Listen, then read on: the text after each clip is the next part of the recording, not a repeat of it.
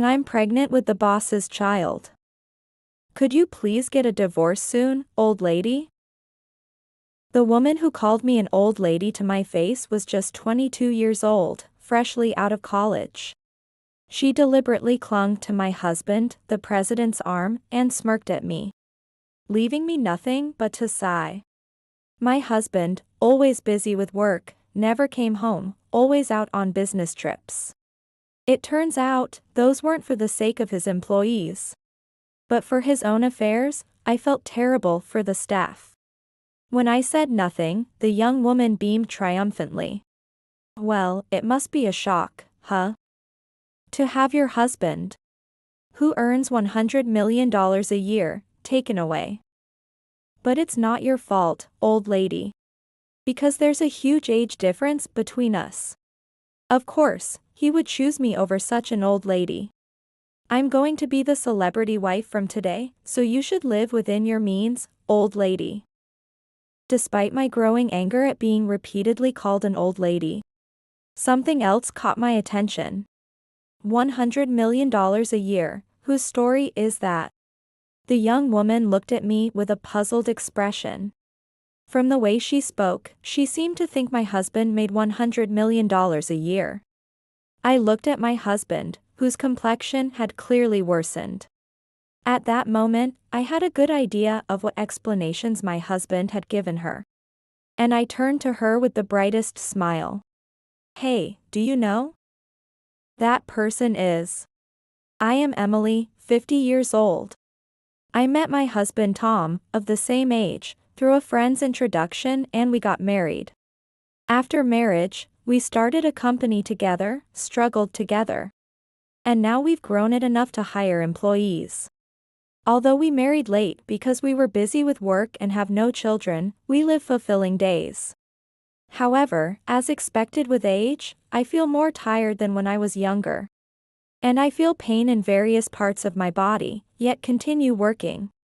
The same must be true for Tom. But if his hard work at the company and his efforts for the company were evident, I would at least offer some kind words daily. But from my husband, Tom, I can feel no such earnest attitude toward his work. Today, as soon as he returned home, he lay down on the sofa, watching TV and lounging around. Even when he does speak, it's just complaints about this or that part of him hurting. He acts as if I should listen to him because he supposedly works more than I do. Hey, get me a beer. It started again today. Get it yourself. I'm working on the materials for tomorrow's meeting. Tom opened the refrigerator with an exaggerated sigh. Really, doesn't someone here know how to pamper her husband? A wife should support her husband. If you just listened obediently, you might seem more charming. Initially, as we didn't have children, we could spend more on ourselves than others. Dining at upscale restaurants and frivolously calling our outings dates.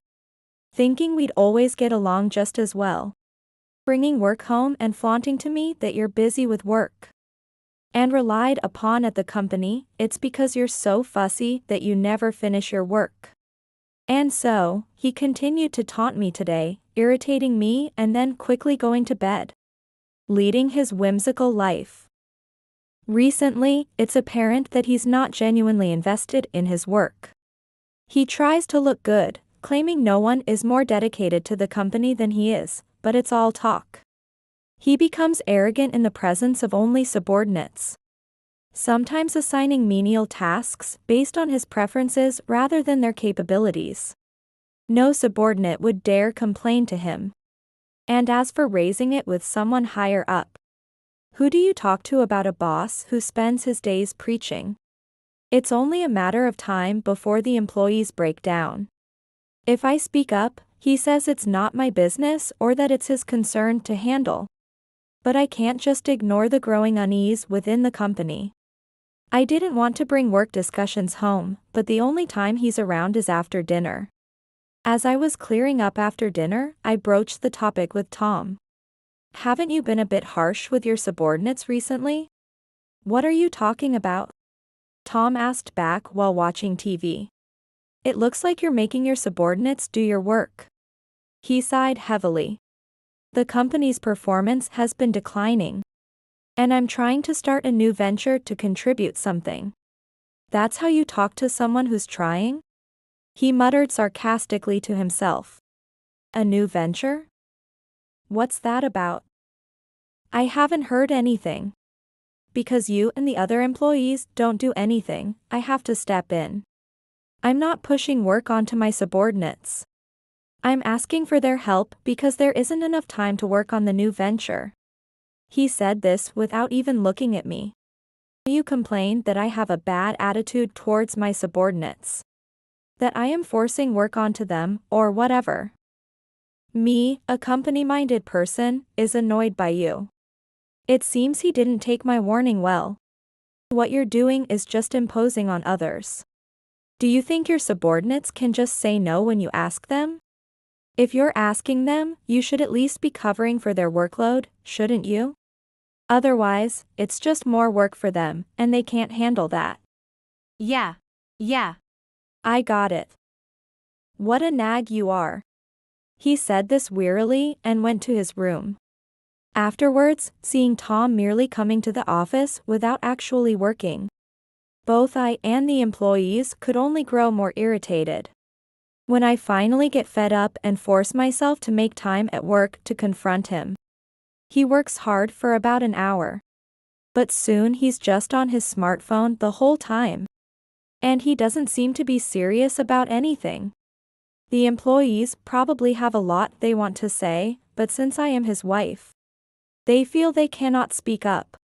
I had no choice but to keep an eye on Tom and support the subordinates. Seeing this, he looked down on me, showing no signs of improvement. We had agreed to decide on the company's direction together. Yet, this new venture that he keeps talking about, I've never even heard of it. If the performance is declining, we should be investigating the causes and urgently devising countermeasures. I'm fully committed to this. But the company's performance can't recover because Tom keeps meddling.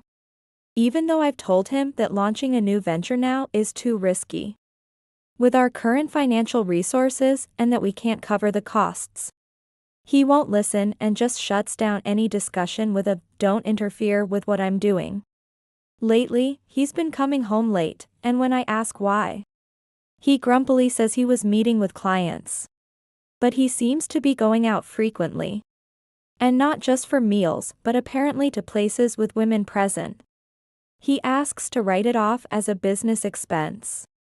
But I can't approve it every time when I don't know who he was with, what the project was, or how many people were involved. Even when I press him, he just says it's for future business or a key client. But never gives specific names. He even says that as long as there is a receipt, it shouldn't matter. One day, while I was out on business, I saw him at a cafe. Perhaps he was working on some documents. But knowing him, he was probably just using it as an excuse to get out of the office and slack off. As I approached the cafe to speak with him, I noticed another figure in the window seat. He seemed to be sharing a table with someone. Looking closer, it was a woman, and quite a young one at that. I didn't recognize her. She definitely wasn't one of our employees or someone from a company we deal with. At this time, and during working hours, with whom? Could she be the business partner Tom was talking about? She didn't seem like someone who would frequent a hostess bar. And I wondered if she was really capable of handling a project at her age. I shook my head at the thought. It's not good to judge someone by their appearance or age. Also, I'm aware that I've been a bit harsh in my judgment of Tom lately. So much so that I've started to wonder if she's not his business partner but perhaps something else. But maybe he is trying to change the company in his own way. I thought about setting aside time to talk with him. And have a long discussion for the first time in a while. Perhaps my behavior up till now has made it difficult for him to consult with me. So I left the scene and headed to the next sales office. After returning home, I had dinner with Tom.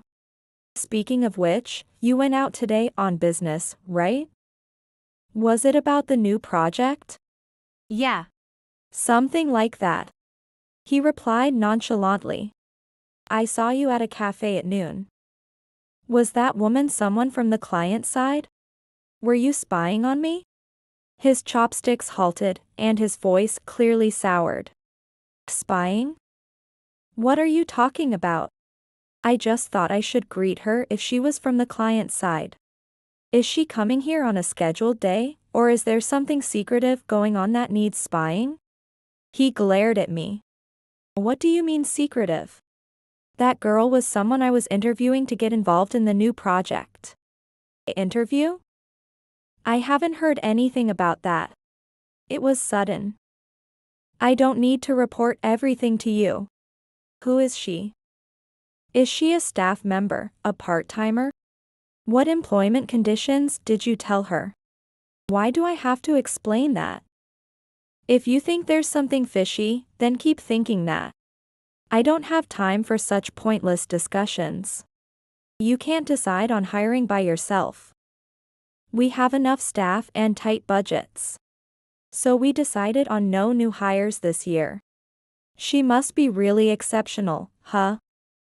I'd like to know who she is at least. Tom stood up from his chair. His face clearly read bothered, and he refused to even glance at me. You're not having an affair, are you? I finally voiced my long-held suspicion, but he said nothing and went to his room. A few days later, during the morning assembly, Tom mentioned that there was someone interested in visiting the company. With a full smile, he opened the door, and there stood the young woman I had seen at the cafe. She just graduated from university recently.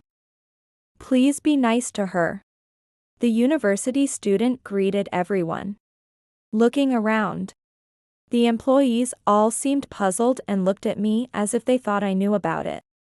I was unaware of such an arrangement, and suddenly having her come for a visit was unexpected. Your name is? I'm Catherine.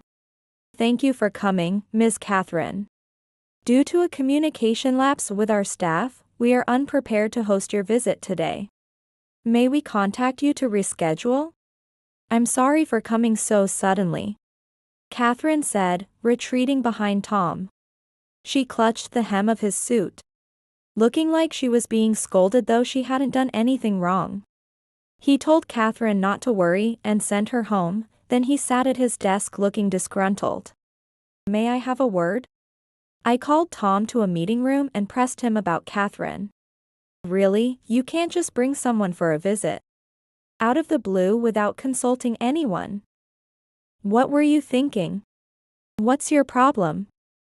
You were nice to Catherine, but now you lecture me? It's just a company visit, don't make such a fuss. Just a visit? What if she shares what she saw here with someone else? We have a lot of client information here. If there's a visit, we make sure sensitive material isn't visible and that a guide is assigned. Despite my confrontations about his lack of crisis management, Tom was unfazed. He just left the meeting room with a calm face. Seeing Tom casually refer to Catherine and protect her, I grew more suspicious of their affair.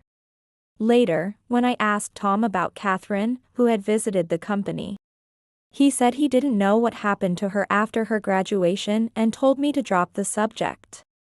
The new venture he had been boasting about also ceased to be discussed after Catherine's visit. Perhaps it was just an excuse to meet Catherine. And now that things seem to be going well with her, perhaps the company doesn't matter to him anymore. I can't understand why he brought her to the company.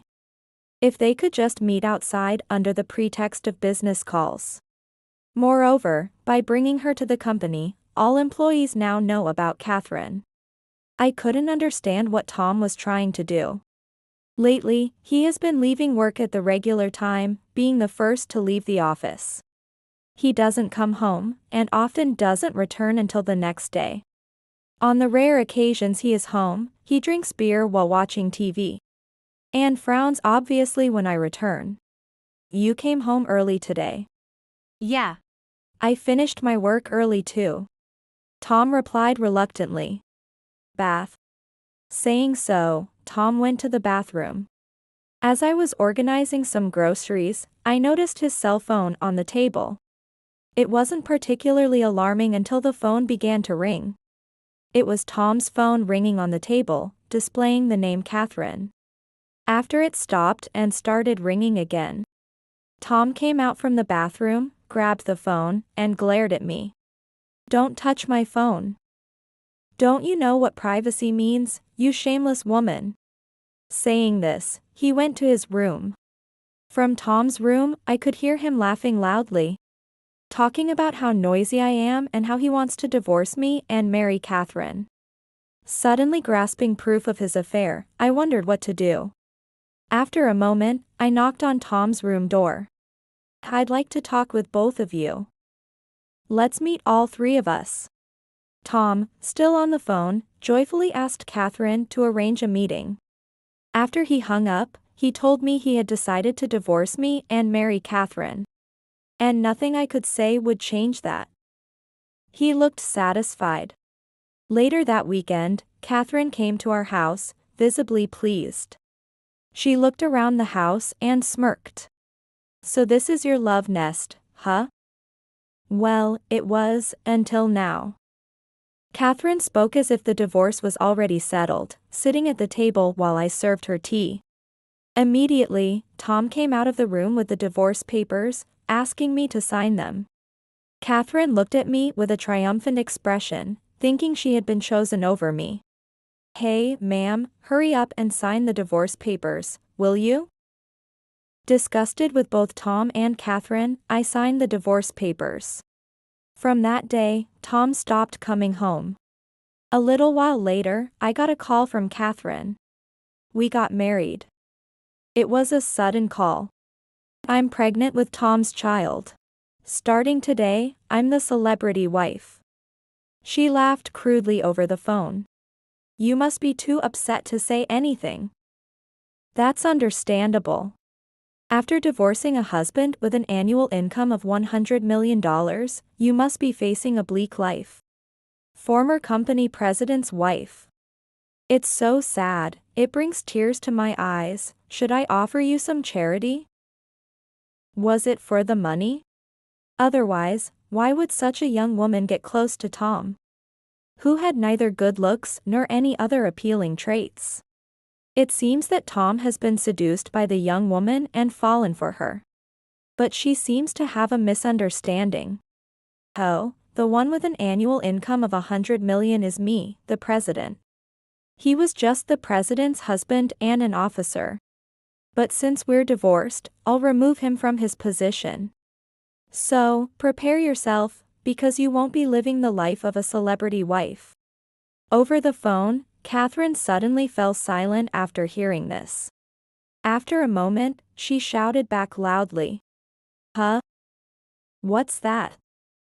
I won't forgive you for lying like that, you old hag." With that, Catherine hung up. Soon after, Tom called me. "What did you say to Catherine?" It seemed Catherine had confronted Tom about it. "I just told her that she thought you were the president, but it's actually me.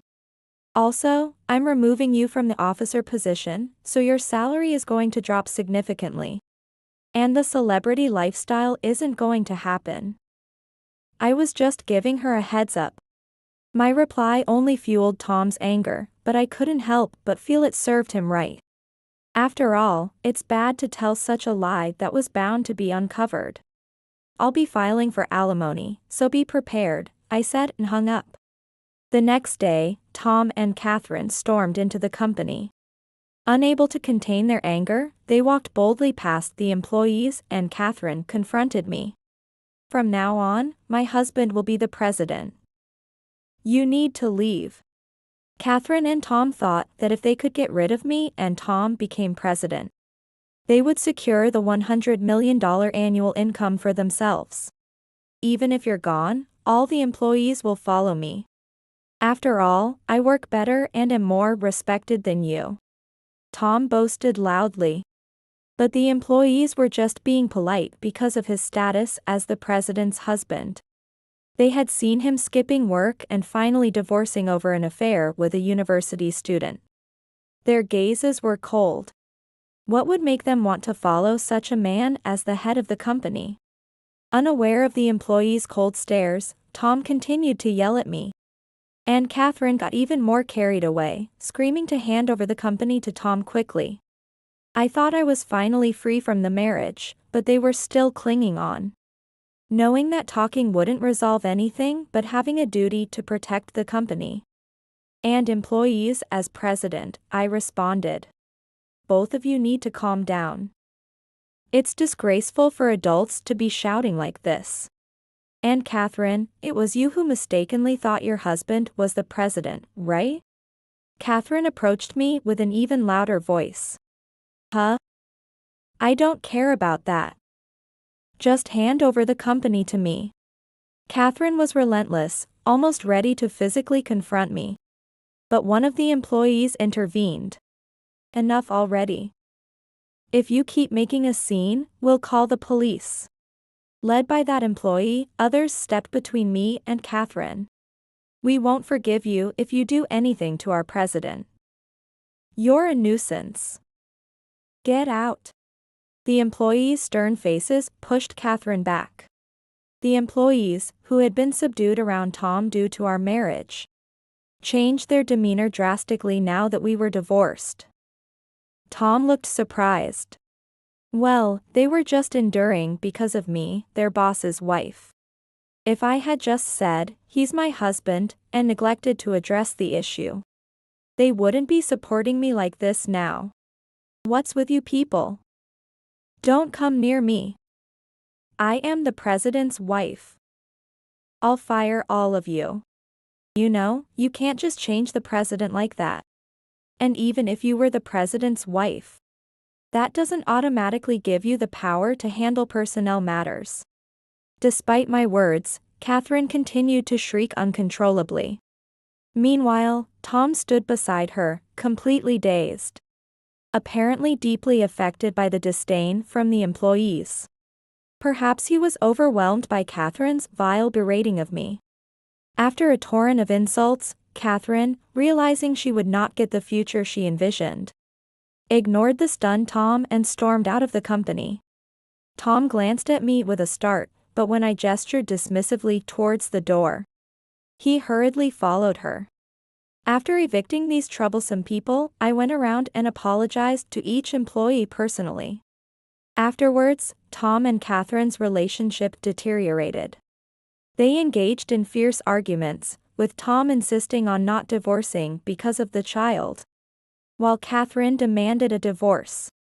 It seems my being the president and their domestic strife frightened Catherine into fighting with Tom. They began to blame each other and were even planning to sue each other. Honestly, no matter how much they quarrel or how messy things get, it doesn't concern me. I just need to claim my alimony. There's no way their wrongs against me could ever be erased or justified. I filed for alimony soon after, but the overwhelmed couple lashed out at me. Filing for alimony at a time like this. It's all your fault, it's your responsibility. Tom rambled nonsensically, but it just sounded like the howling of a loser. After getting a lawyer involved, Tom quickly agreed to pay the alimony. Despite his tough front towards me, he meekly complied as soon as a lawyer was mentioned. What a small man. For a long time, Tom and Catherine kept flip-flopping between divorcing and staying together. But they eventually divorced. And here's where the story turns both ridiculous and trivial. Catherine's child turned out not to be Tom's. Looking back from Catherine's delivery date, she was pregnant before she met Tom. And the real father was unknown. Catherine had planned to claim the child was Tom's, divorce him, and demand child support. Once Tom and Catherine learned this, their situation devolved even further. You'd think they might have seen this coming, but Tom truly believed the child was his. Catherine had hoped at least to get some child support from Tom. But it was impossible since the child wasn't his and they hadn't been married long. Catherine reluctantly returned to her parents' home, but they were very strict and, after learning of her actions, they told her to leave the house and never return. Catherine tearfully clung to her parents, begging to be allowed to stay for the sake of her child. And they reluctantly agreed, though they no longer trusted her.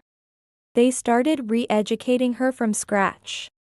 It would be no surprise if Catherine had been disowned, but because she had a child, she was allowed back home and even received help with childcare. Considering what she did to me, her punishment seems too lenient. Leaving Catherine to her own devices would probably lead to her causing similar troubles again. She seems like the type of person who doesn't know the meaning of remorse. In that sense, perhaps it's best she lives under the strict rule of her parents for the rest of her life. Given Catherine's character, even strict parenting might not change her nature. She is likely to struggle through life, which seems fittingly unfortunate. Blinded by money, Catherine approached Tom claiming the child was his, aiming for an easy life. But look how that turned out, it's really laughable. After the divorce, Tom was living with Catherine in a new apartment. But they chose one beyond their means and soon couldn't afford the rent, forcing them to move out. It seems Tom had also been spending a lot on Catherine during their affair, flaunting his wealth with expensive clothes and luxury cars, all financed by loans from financial companies. Moreover, these loans were high interest and compounded into massive debts. When instructed by lawyers to pay alimony to me promptly, he couldn't even gather the money, incurring more debt. Chased by debt repayments and unable to quit his job despite causing so many problems, Tom was still at my company but could only perform menial tasks, and became nothing but a nuisance, with increasing hostility from everyone. Perhaps unable to endure the company environment any longer, he finally resigned on his own accord. Now, Tom had lost his home, job, wife, and everything. Later, I heard from a company employee that they saw Tom living on the streets, which made me burst out laughing. Serves him right. With savings in place and the company thriving, I've never been happier to have secured the alimony from Tom. Thinking about the past me, who considered enduring a life together with such a man, sends shivers down my spine. I finished my beer and lay down, feeling as if all the fatigue and bodily aches had eased. Now that the stress of being with Tom was gone, both the employees and I could work more freely. I've since started a new venture with employees who trust and support me. And the company has grown even larger, making every day feel rewarding.